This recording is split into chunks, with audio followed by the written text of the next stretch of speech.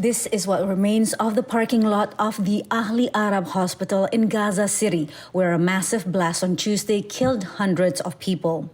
Arriving in Tel Aviv Wednesday to show support for Israeli Prime Minister Benjamin Netanyahu, President Joe Biden said he was deeply saddened and outraged by the hospital explosion. Based on the information we have seen to date, it appears the result of an errant rocket fired by a terrorist group in Gaza.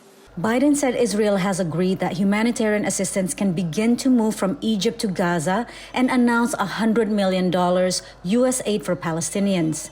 He vowed to provide Israel what it needs to defend itself, but urged restraint in its retaliation. You live by the rule of law. And when conflicts flare, you live by the law of wars. Netanyahu thanked Biden for his support.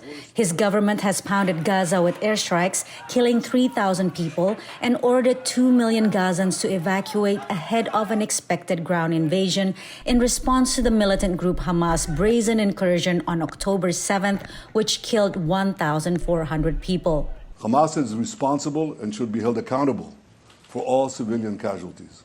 Hamas blamed the hospital blast on an Israeli airstrike, while Israel said it was an errant rocket from the militant group Islamic Jihad.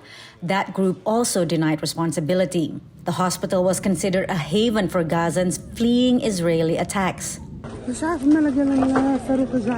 I don't know. A missile fell on us. We were on the floor. Everything got destroyed. We were destroyed. The explosion and Israeli retaliation to Hamas have ignited massive protests in various cities, including in Lebanon, Jordan, Iran, Iraq, Tunisia, and Turkey. Demonstrators laid the blame on Israel. In Tel Aviv, Biden met with Israeli survivors of the October 7th Hamas attack. He had been scheduled to head next to Amman to meet leaders of Jordan, Egypt, and the Palestinian Authority, but the summit and the Jordan leg of the trip were scrapped following the blast. Patsy Widakuswara, VOA News.